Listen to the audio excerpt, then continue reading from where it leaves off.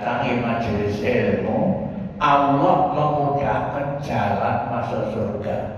Nah, sampai begitu tingginya nilainya menurut ilmu. Oleh karena itu, kepada bapak-bapak dan ibu-ibu, saya anjurkan semangat di dalam mendatangi pengajian-pengajian, ya, baik di masjid ini, di masjid lain dan sebagainya. Pokoknya jangan sampai meremehkan masalah pengajian supaya mengerti agama dengan baik. Maka di sini akan kita terangkan persoalan agama Islam. Ada beberapa orang yang memang belum memahami. Satu, agama Islam itu merupakan kebenaran mutlak. Kebenaran mutlak itu Islam. Sebab Allah berfirman, Al-haqqu min rabbika fala takunanna minal mumtarin. Kebenaran itu apa yang datang dari Tuhanmu, maka jangan ragu-ragu di dalam memahaminya. Apa yang datang dari Allah? Ya Al-Quran dan Sunnah. Islam yang datang dari Allah diturunkan gitu ya di dunia Islam. Itulah kebenaran yang sebenarnya. Maka jangan ragu-ragu, harus yakin. Meyakini Islam itu harus yakin. Tidak bisa ditawar. Pokoknya apa yang dari Allah dan Rasul benar mutlak titik, tapi tidak ada tapi. Benar. Yang diperintahkan wajib diamalkan, yang dilarang wajib ditinggalkan. Itu benar, mesti tidak ada yang salah. Benar mutlak. Semua agama aturan Islam itu benar mutlak. Tidak boleh pakai dikoreksi, tidak boleh. Tujuannya dipahami lalu diamalkan. Tidak perlu mau dikoreksi. Jangan seperti iblis. Iblis itu mengoreksi perintahnya Allah. Ketika Allah menciptakan Nabi Adam, semua malaikat diperintahkan sujud. Sujud bukan sujud ibadah, sujud penghormatan. Dulu itu kalau menghormati orang itu boleh dengan sujud. Anak menghormati orang tua sujud itu boleh dulu, tapi sekarang nggak boleh. Ya. Dulu begitu. Kecuali iblis yang tidak mau sujud. Ditanya, iblis, mengapa kamu tidak mau melaksanakan perintahku untuk sujud? Nah, iblis mengoreksi. Saya ini diciptakan untuk diciptakan dari api, sedang Adam itu dari lumpur, dari tanah. Jadi saya ini lebih utama. Mestinya dia sujud pada saya, bukan saya. Jadi itu iblis. Ya. Mengoreksi hukum Allah. Ya. Orang yang memang bodoh itu hukum Allah dikoreksi. Benar mutlak, tinggal dipahami, diamalkan titik. Itu saja Islam itu. Tidak boleh pakai dikoreksi kalau itu tidak boleh. Nah ini yang harus dipahami Bapak-Bapak mengenai bagaimana sikap kita pada Islam. Ya kalau ini kita terangkan, dikatakan Islam garis keras, katanya begitu ya. Orang kafir itu Islam garis keras, maksud begitu. Kamu itu kafir garis keras, jadi. Ya, pokoknya Islam yang benar itu yang benar-benar meyakini. Ya, yu'minu billahi wa rasulihi sumalam yartabu. Mengimani, mempercayai apa yang diajarkan Allah dan Rasulullah, kemudian tidak ada ragu-ragu. Ini orang Islam, ya. Ini dari Allah, benar titik, tapi tidak ada tapi, benar. Begitu. Ini dari Rasul, benar titik. Tapi Rasul kan manusia, benar-benar agama. setiap Rasul menerapkan agama itu bukan dari akalnya, tapi itu wahyu dari Allah.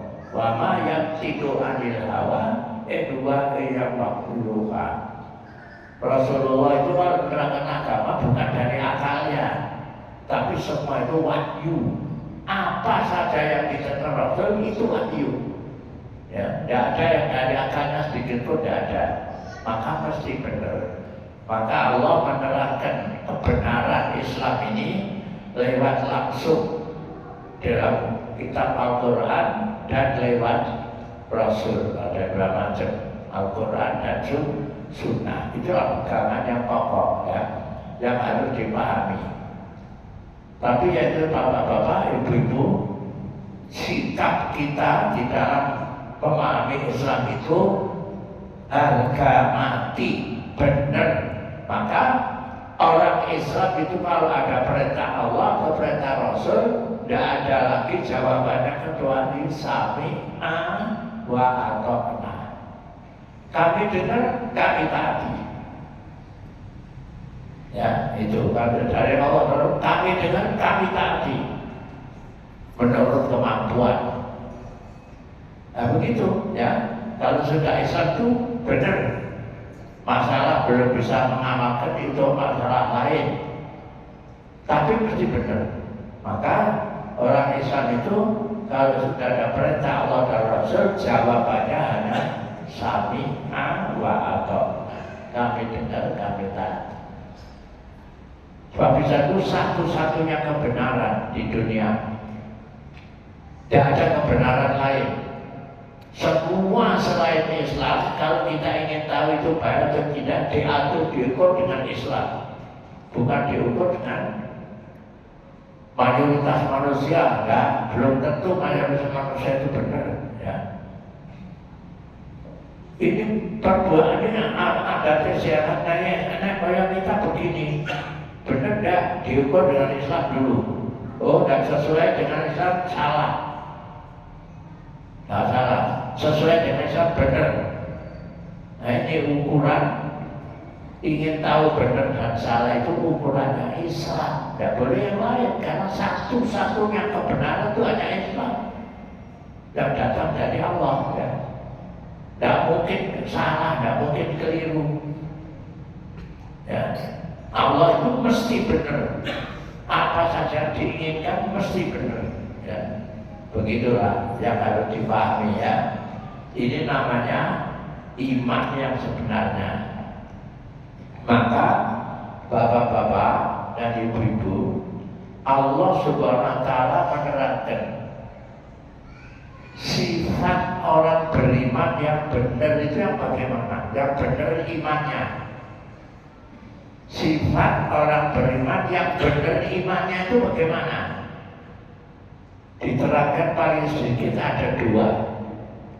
Innamal mu'minuna, innama di sini pada hakikatnya, sebenarnya yang disebut orang mukmin adalah ini satu, yu'minuna billahi wa rasulihi tsumma lam yartabu, beriman kepada Allah dan Rasul, beriman kepada Quran dan Sunnah, tidak ragu-ragu sedikit pun.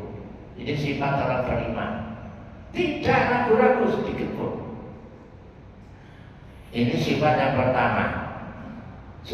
Alladzina yu'minuna billahi wa rasulihi tsumma lam yartabu. Yang disebut orang beriman ialah orang-orang yang benar-benar percaya, beriman pada Allah dan Rasulnya, kemudian tidak ada ragu sedikit pun. Pokoknya dari Allah pasti benar, tidak akan salah, pasti. Ini satu ya, sifat orang beriman begitu. Maka jangan sampai ada ragu-ragu. Ada apa saja adat istiadat kita ini, kalau ingin tahu baik atau tidak, diukur dengan Islam, jangan diukur dengan yang lain-lain ya. Diukur dengan Islam. Sesuai dengan Islam itu baik, tidak sesuai itu jahat, salah, begitu ya. Meskipun dari pemerintah peraturan undang-undang pemerintah. Kalau tidak bertentangan dengan Islam itu baik, harus diamalkan. Kalau bertentangan dengan Islam tidak mau ngamalkan. Begitu. Jadi tidak ukurannya Islam, ya.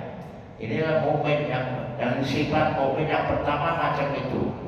Beriman kepada Allah dan Rasulullah tanpa ragu-ragu.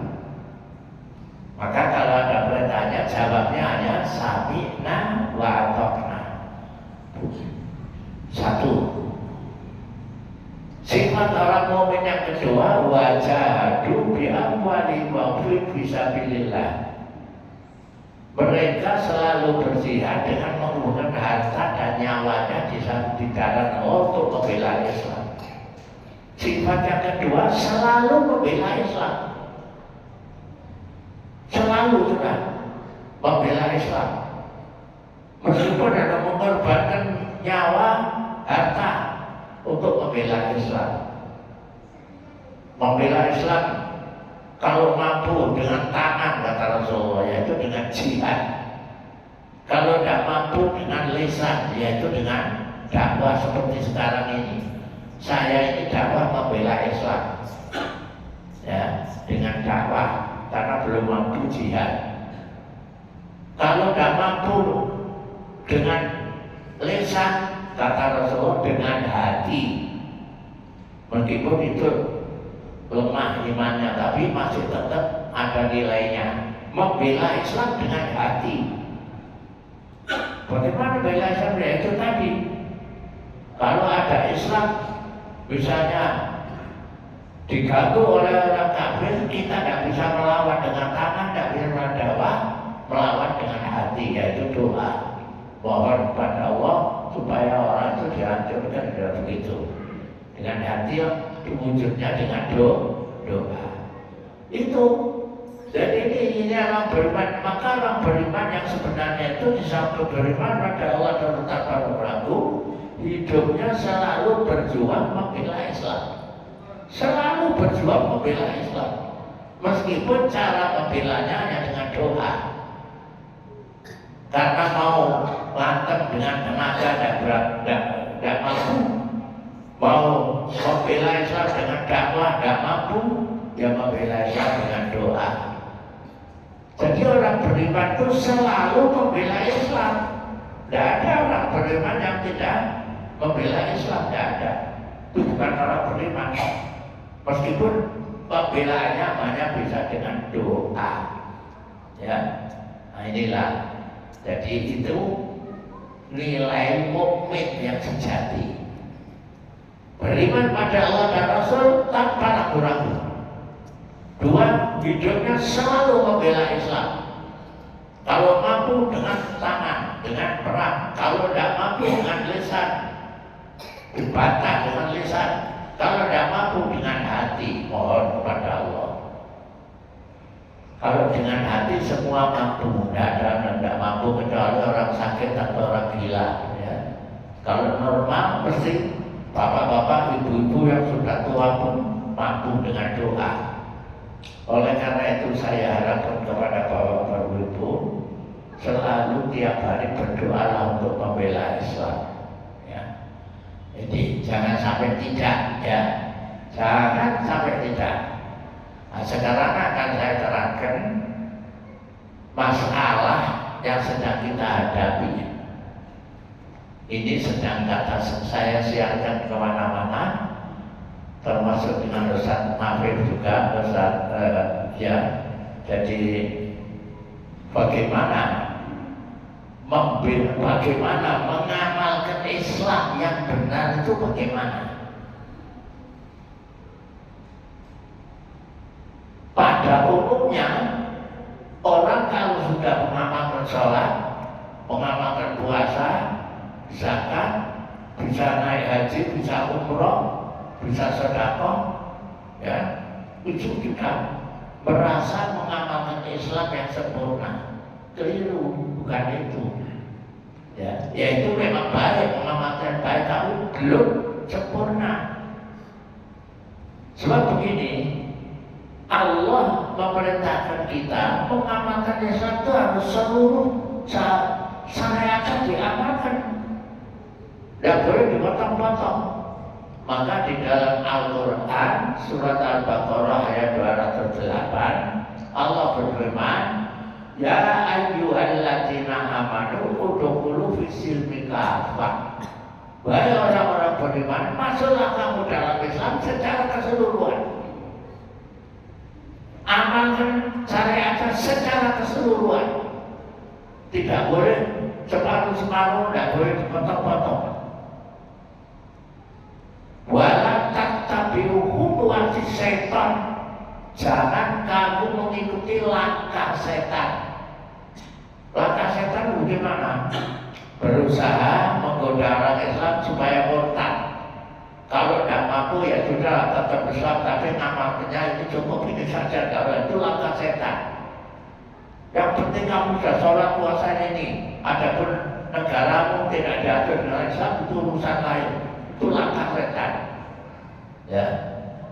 Janji itu langkah setan. Dan setan itu musuhmu yang nyata. Tidak harus seluruhnya. Mengamalkan Islam itu mengatur pribadi, mengatur keluarga, mengatur negara, mengatur masyarakat, mengatur negara harus dengan hukum Islam. Harus dengan hukum Islam, tidak bisa ditawar. Begitu. Ini mengamalkan Islam namanya. Maka mengamalkan Islam yang benar itu harus sistem pemerintahan, sistem negara. Yang saya terangkan ini bukan politik partai, bukan. Ini adalah syariat. Rasul, para sahabat, semua mengamalkan Islam pakai sistem negara. Maka Islam itu kalau tidak diamalkan pakai sistem negara, tidak bisa diamalkan dengan sempurna. Coba sekarang ini kita mengamalkan Islam, tapi negara kita bukan negara Islam, bukan negara yang terbentuk Islam. Kita tidak bisa mengamalkan Islam secara keseluruhan. Kalau ada hukum Islam yang untuk mengatur negara lalu kita amalkan, dianggap menentang hukum kita di sini. Ya kan begitu? Tidak bisa. Maka mengamalkan Islam yang baik harus di negara Islam. Dan ini harga mati, tidak bisa ditawar. Maka Rasulullah wajib, orang Islam itu wajib tinggal di negara Islam. Tidak boleh tinggal di luar negara Islam. Siapa yang tinggal di negara Islam harus hijrah ke negara Islam. Tidak boleh. Kalau tidak mampu hijrah, tidak mampu, harus berjuang. Seperti kita ini. Pengamalan kita ini belum sempurna. Karena kita masih belum tinggal di negara Islam. Ya, ini atur ini semua perintah Allah dan Rasul ya, bukan dari akal saya, bukan. Jadi wajib orang Islam itu menegakkan negara Islam, wajib, tidak boleh ditawar. Karena tanpa negara Islam, Islam tidak bisa diamalkan secara sempurna. Ya seperti sekarang ini. Maka Yahudi di dalam memerangi Islam dengan cara lain mendirikan sekolah Islam, madrasah. Yahudi ini mendirikan madrasah. Tapi ajarannya yaitu mengamalkan Islam cukuplah, sholat puasa yang penting, tidak usah mikir ke negara, masyarakat, tidak usah. Nah, itu ajaran setan, ya, setan Yahudi. Ya, begitu. Paham ya, Bu? Paham ini? Nah, jadi mengamalkan Islam yang benar itu di negara Islam. Ini memang saya selalu sejak dulu saya terangkan ini. Lalu saya dituduh teroris, sehingga keluar masuk pesantren tauhid, keluar masuk. Paham nggak pesantren tauhid? Paham ya? Nah, karena dia teroris. Ya saya bilang begitu. Tidak bisa negara Islam itu adalah negara Islam, tidak bisa. Apalagi di Indonesia itu mayoritasnya penduduk Islam. Ya. Itu hanya orang Islam. Tidak bisa. Islam dikurangi satu saja tidak bisa, karena itu satu yang bisa mengatur manusia dan semua yang ada di dunia ini hanya yang menciptakan manusia. Masuk akal kalau manusia itu hidupnya diatur dengan hukum yang diciptakan oleh yang menciptakan manusia. Kalau negara itu diatur dengan hukum yang menciptakan negara, begitu ya. Pernah orang membantah macam-macam boleh ini ya. Saya katakan umpamanya saudara membeli mobil supaya tidak cepat rusak harus dipelihara mesinnya ininya aja. Yang bisa membuat peraturan cara memelihara mobil itu siapa? Jawabnya benar, hanya pabriknya ya kan. Kalau pabriknya membuat mobil, yang bisa bagian peraturan cara mengatur mobil, memelihara mobil dengan baik hanya pabriknya yang bisa. Nah, kita tanya begitu, dia jawabnya benar, hanya pabrik. Oh begitu ya. Lah siapa yang bisa ngatur negara ini? Rakyat dan negara Indonesia ini. Yang bisa membuat aturan hukum untuk mengatur negara itu siapa? Ya, dia mikir tidak bisa jawab, bukan tidak bisa jawab, mungkin takut jawab. Ya tentu yang bisa membuat peraturan untuk mengatur Indonesia ya yang menciptakan Indonesia. Bapak-bapak saya tanya, siapa yang menciptakan Indonesia? Siapa yang jawab? Hah? Siapa? Allah. Yang menciptakan Indonesia itu Allah. Ya. Di bumi tidak akan ada kejadian kecuali yang diridhoi oleh Allah. Yang menciptakan bangsa Indonesia ini siapa? Allah. Maka hanya Allah yang bisa membuat peraturan untuk mengatur kehidupan bangsa Indonesia dan negara Indonesia. Masuk akal. Negara itu kalau diatur dengan hukum Islam itu masuk akal, logis. Ya. Maka negara itu kalau diatur dengan hukum Islam, kalau istilah saya ini merupakan kendaraan yang kita naiki menuju ke surga. Kalau diatur dengan hukum Islam. Tapi kalau tidak diatur dengan hukum Islam, hukum apapun merupakan kendaraan yang menuju ke neraka. Nah, begitu, ya. Paham ya? Ini bukan akal saya, ada dalilnya itu. Allah berfirman, Allah waliyul ladzina amanu yukhrijuhum minadh dhulumati ilan nur. Allah adalah pemimpinnya orang beriman. Apabila ajarannya Islam itu diamalkan, bisa mengeluarkan dia dari hidup gelap kepada hidup yang terang. Artinya apa? Dari hidup yang rusak menjadi hidup yang baik. Paham ya? Nah itu. Artinya kalau ajaran Allah diamalkan, manusia dikeluarkan dari hidup yang gelap menjadi hidup yang baik. Walladzina kafaru awliyahum taghut. Sedang orang kafir itu pemimpinnya taghut. Taghut itu apa? Dari togo artinya melampaui batas. Banyak artinya taghut, tapi di antara arti taghut menurut ulama, semua pemerintahan yang menolak negaranya diatur dengan hukum Islam itu taghut. Apapun alasannya itu taghut. Ya, taghut itu. Lah taghut itu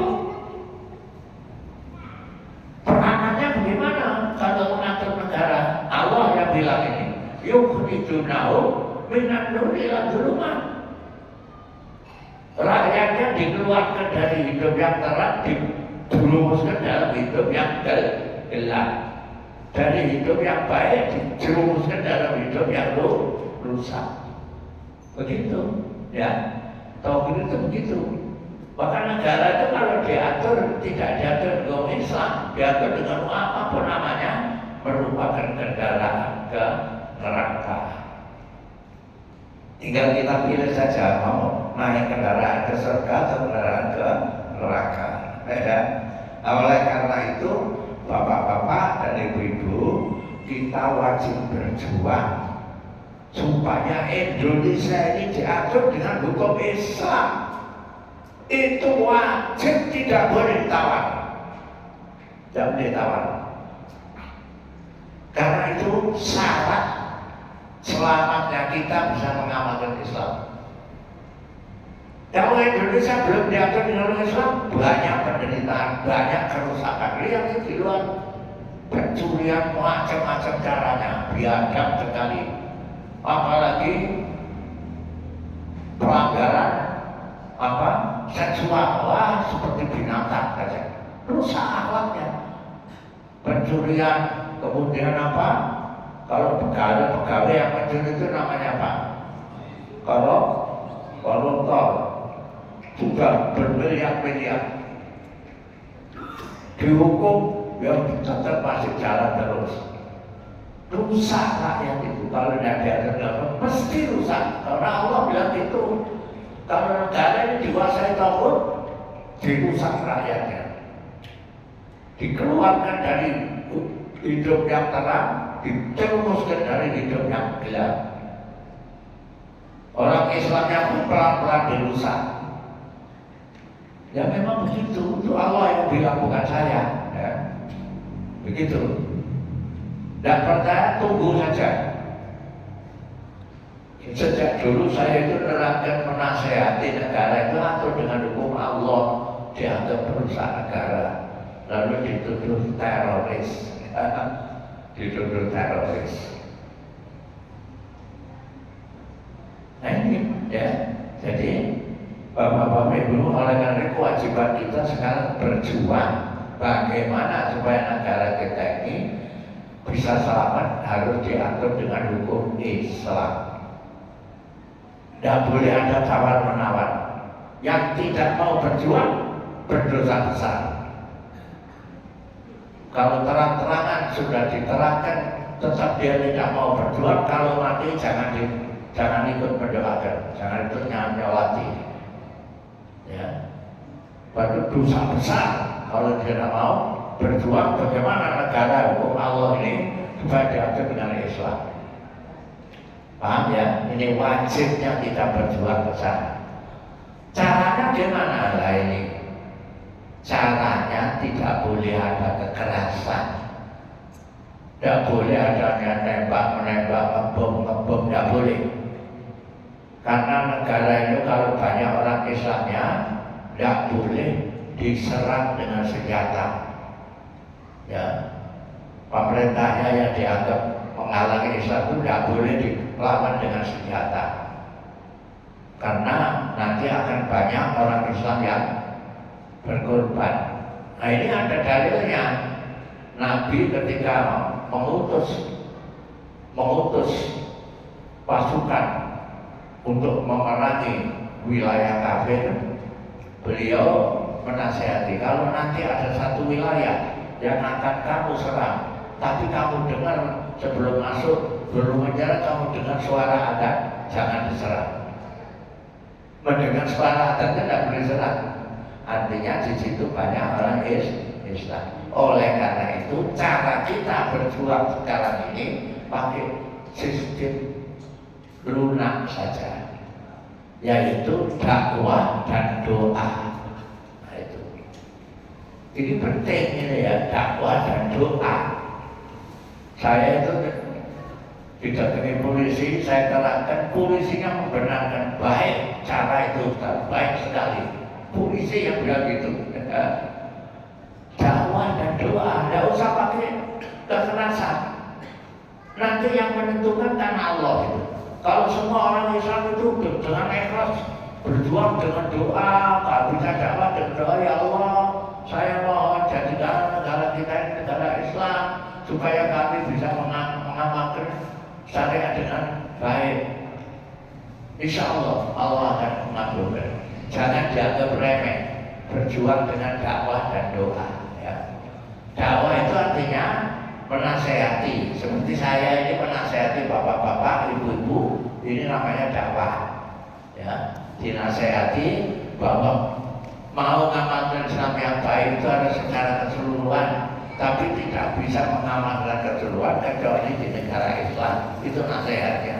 Oleh karena kita bangsa Indonesia harus berjuang menjadikan negara ini menjadi negara Islam.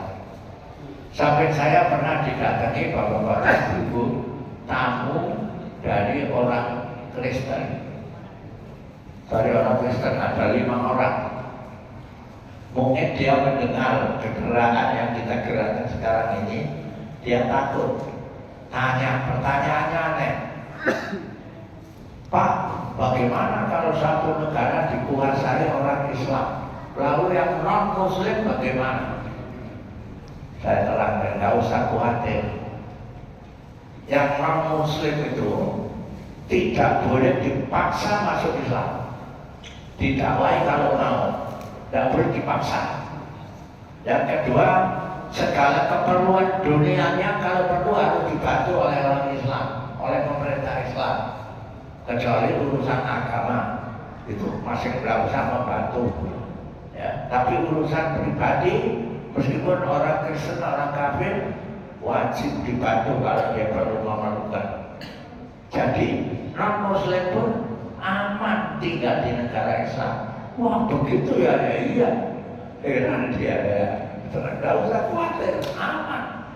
Tidak akan dipaksa masuk Islam.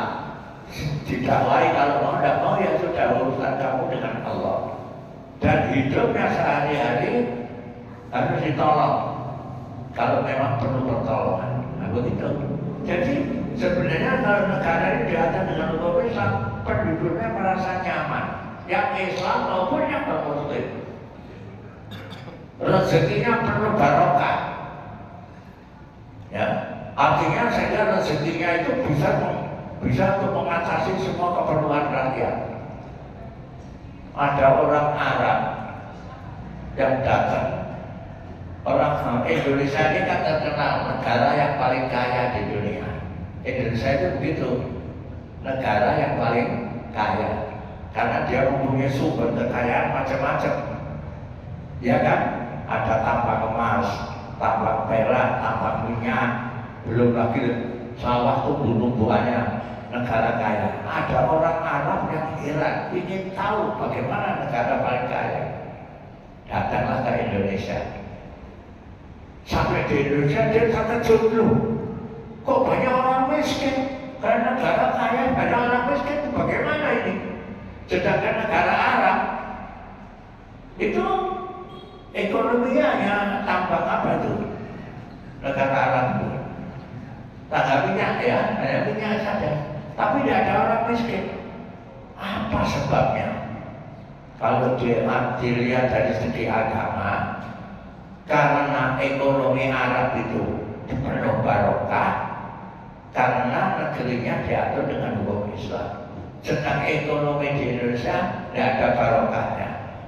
Allah tidak memberi barokah, maka negeri ekonomi itu morat-marit dan karu-karuan. Itu, maka kalau negara ini datang ke Islam, ekonominya pun penuh barokah, bisa mengatasi semuanya dengan mudah. Ya, nah susah begitu. Demikian pula mengatasi kejahatan dengan mudah bisa diterangkan seperti yang terangkan tadi. Allah memerintahkan kalau pencuri yang betul-betul orang mencuri ya, mencuri bukan karena kelaparan, tapi memang betul-betul hawa nafsu, potong tangan, asal itu tentu faktor idealma. Pencuri laki-laki dan perempuan potong tangannya, mudah saja. Kelihatannya tidak manusiawi, tidak. Allah itu adil, paling adil.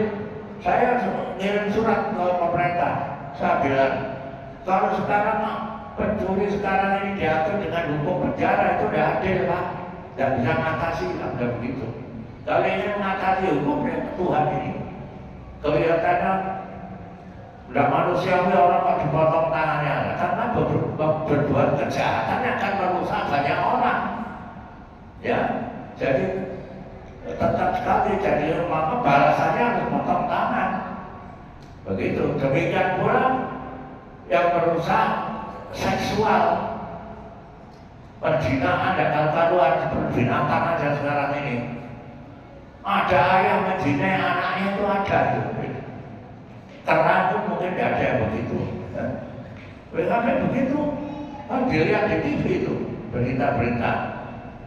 Itu pun tidak bisa diatasi hanya dengan penjara. Coba dengan hukum Allah.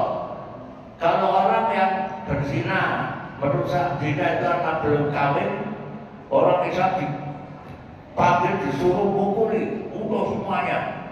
Jadi dia itu malu, terus diasingkan.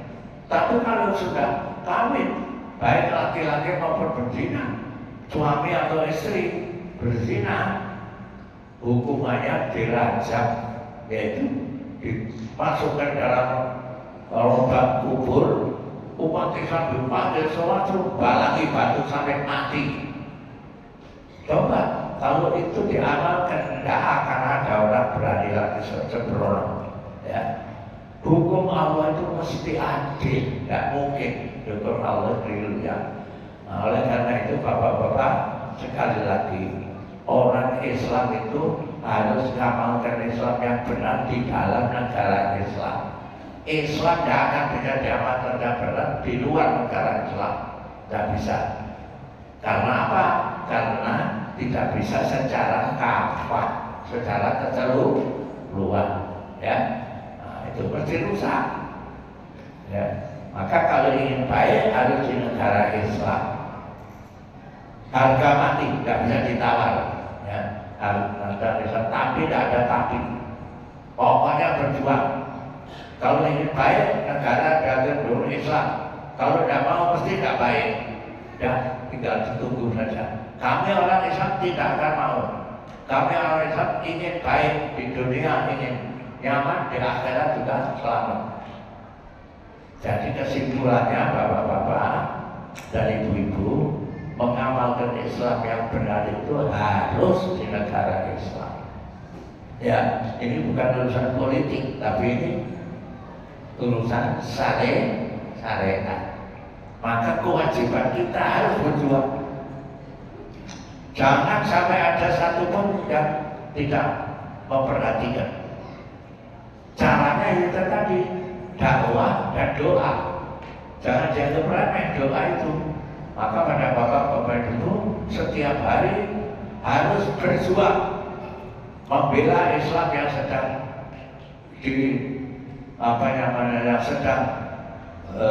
dipecah-pecah sekarang ini.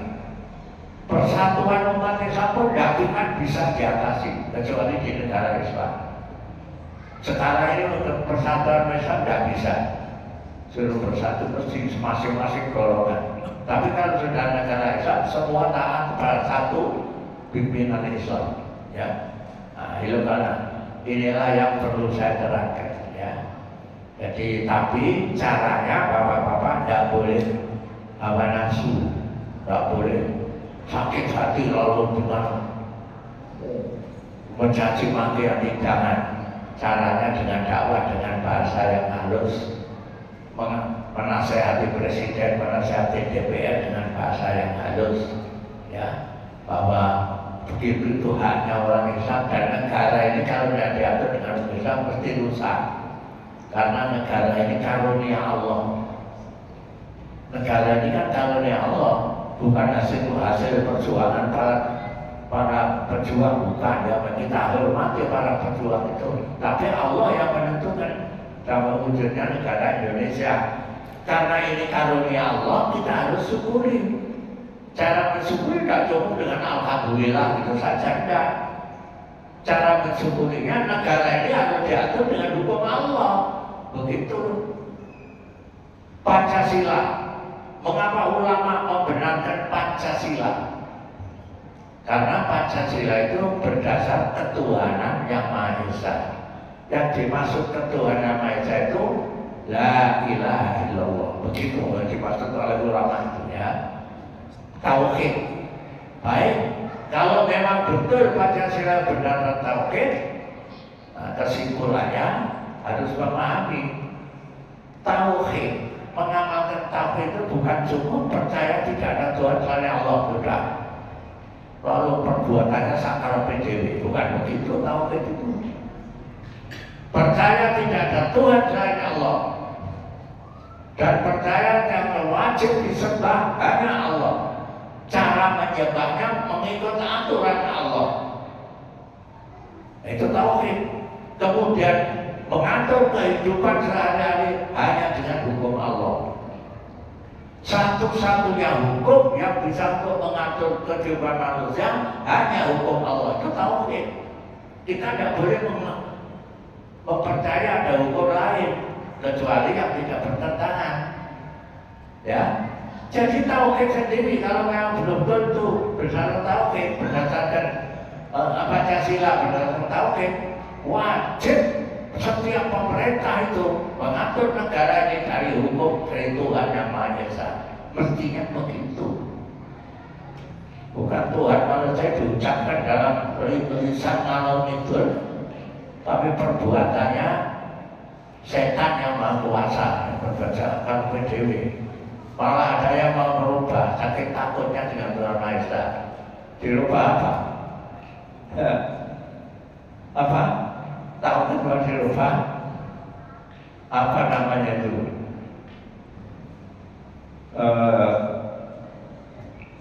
Lu ada masa itu dihapus pokoknya. Kayak begitu. Jadi tauhid itu kalau memang betul-betul ulama yang berdasarkan Tuhan Yang Maha Esa itu tauhid, konsekuensinya setiap pemerintah harus mengatur hukum ini, mengatur negara ini dari Tuhan Yang Maha Esa, bukan dari buatan manusia, apalagi buatan orang kafir.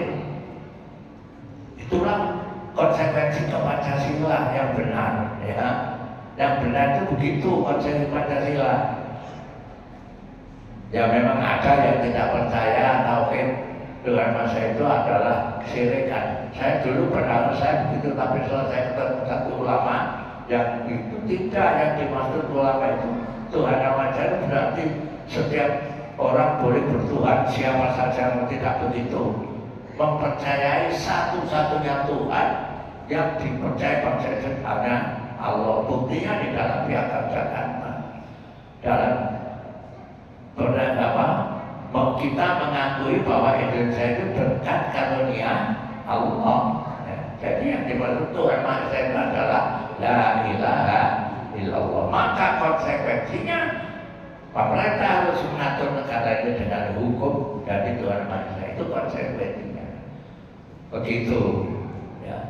Nah ini kalau betul-betul ingin tahu kita benar ya. Nah inilah bapak-bapak dan ibu sekalian. Jadi mengamalkan tauhid itu bukan hanya percaya tidak Tuhan Yang Maha Esa, kemudian perbuatannya ngalor ngidul tidak karuan. Ya, percaya tidak ada Tuhan kecuali Allah, tidak ada yang wajib disembah kecuali Allah, tidak boleh caranya banyak kecuali cara yang ditentukan Allah, tidak ada hukum untuk bisa mengatur kehidupan umat manusia ini kecuali hukum Allah. Itu tauhid. Ya, itu tauhid artinya. Begitu ya. Nah inilah apa yang perlu saya terangkan bapak-bapak dan ibu-ibu. Mudah-mudahan keterangan ini diberkati oleh Allah dan bapak-bapak dan ibu bisa memahami apa yang saya terangkan. Jadi kesimpulannya saja yang saya terangkan ini, mengamalkan Islam itu harus diamalkan seluruh hukumnya, tidak boleh dipotong-potong. Dasarnya itu tadi ya, perintah. Yang kedua, tetapi mengamalkan Islam secara keseluruhan tidak mungkin bisa diamalkan kecuali di negara yang diatur dengan hukum Islam. Ini yang harus kita pahami, ya. Nah, itu negara Islam. Oleh karena itu orang Islam itu wajib tinggal di negara Islam, tidak boleh tinggal di luar negara Islam. Wajib hijrah ke negara Islam atau berjuang Bagaimana supaya negara itu menjadi negara Islam. Nah, kita bangsa Indonesia ini untuk mengamalkan perintah Allah itu kita mesti berjuang bagaimana supaya Indonesia ini diatur dengan hukum Islam 100% menjadi negara Islam. Orang Muslim pun aman, tidak akan ada apa-apa selama dia tidak ganggu, ya begitu. Itu haknya orang Islam. Jam berapa maghrib? 5 sudah maghrib ya. Baiklah, saya kira cukup sekian. Nah, ini boleh dibagikan nanti tulisan saya sebentar. Panitianya mana ya? Ya, boleh dibagikan. Saya kira cukup sekian. Alhamdulillah setelah kita mendengar apa yang dijelaskan itu, kita lanjutkan dengan makan berbuka selanjutnya. Baiklah, semoga pengajian kita ini diridhai oleh Allah SWT. Amin ya rabbal alamin. Wassalamualaikum warahmatullahi wabarakatuh.